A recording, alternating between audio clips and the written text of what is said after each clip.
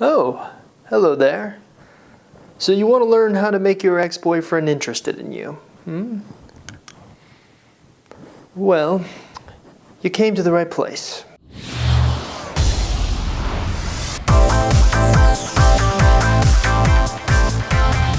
Hey there, Chris Seiter here from Exboyfriend Recovery, and today I'm going to teach you my simple 4-step method for fascinating your ex-boyfriend and making him interested in you so you can rebuild the attraction that you need to rebuild in order to get him back. Now, I realize some of you may be sitting there thinking, yeah, Chris, we already know everything we need to know about rebuilding attraction and everything like that. Well, if that's truly the case, then why are you here?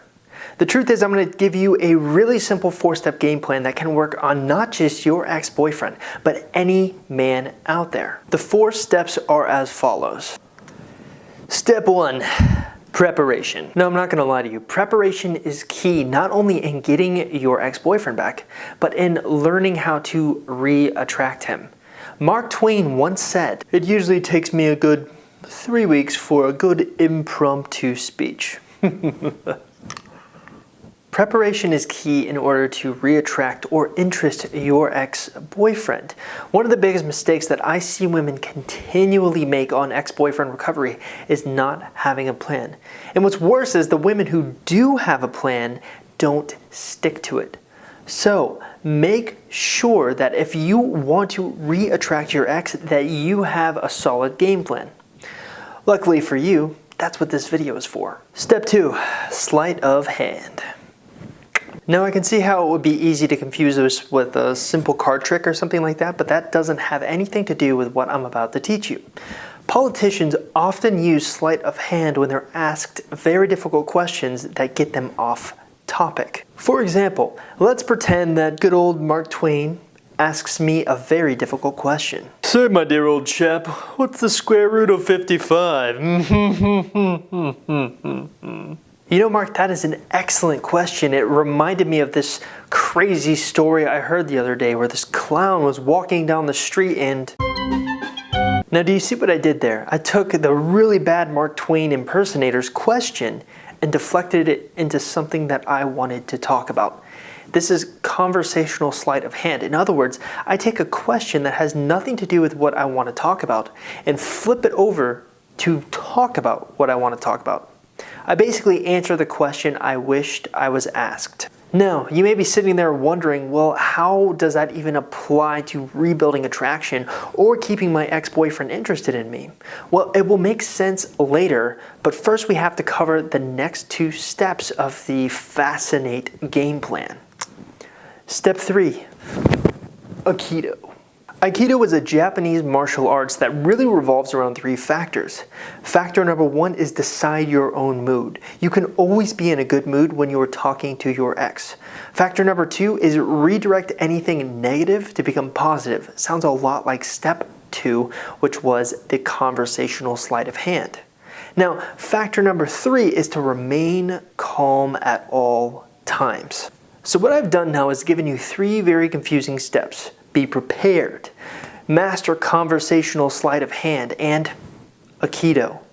But what do these have to do with getting your ex back or re-attracting him? Well, that's where step number 4 comes into play. Step 4, logic and rhetoric. You see, the ancient Greek philosophers really had it right. They determined that expert communication really revolves around 2 things. Logic and rhetoric. But what is logic and rhetoric? Well, logic is essentially getting the facts right, saying something and getting it right. But rhetoric goes into so much more detail. It's essentially telling the facts in such a convincing manner that it has a maximum impact. Take a movie like The Titanic, for example. Can you imagine if I just walked up on stage and said this? Yeah, the Titanic. Ship went out to sea, hit an iceberg, and people died. Pretty boring, right? Well, with a rhetoric, we essentially take those same facts but tell them in a much more convincing manner. Like this. "Oh my God, Jack, save me! I'm drowning." You know what? After second thought, I think I'll pass on saving you, Rose. If I save you, I might die an icy death at the bottom of the ocean. So, see ya. Wait, that's not how that movie went. No, do you see how much more powerful it is to combine rhetoric and logic as opposed to just relying on logic? Of course, there is still one problem. We really haven't combined all 4 steps yet. I mean, what the heck is going on? Why would you need to prepare when essentially all you really need to understand is logic and rhetoric, or in other words, how to be really good at rhetoric? Well, here's what I want you to do. Take out a pen and paper right now. We're going to start with step 1. I want you to prepare as much as possible. Prepare a story and figure out the facts you want to tell with the story, and then figure out how to get the most out of those facts for maximum value. In other words, tell a story that combines logic and rhetoric. Prepare it beforehand. Of course, that's where step 2 comes in. Nothing ever goes according to plan, especially when you prepare ahead of time.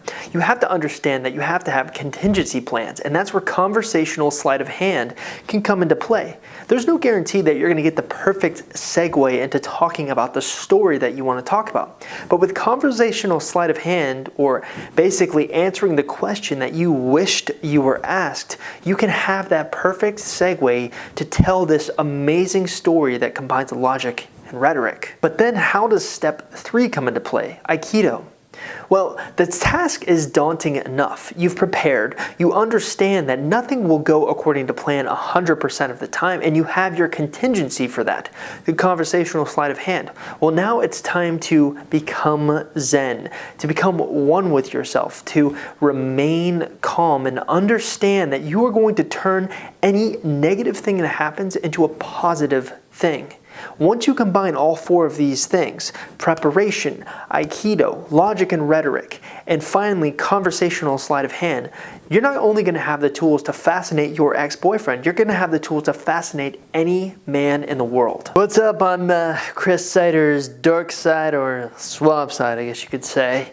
Anyways, he asked me to come out here to plug his dumb website, Ex-Boyfriend Recovery. Apparently he's got some quiz he wants you to take there. Can like tell you your chances of getting your ex back. Oh my god. Anyways, yeah, so check that out when you get a chance, and peace out.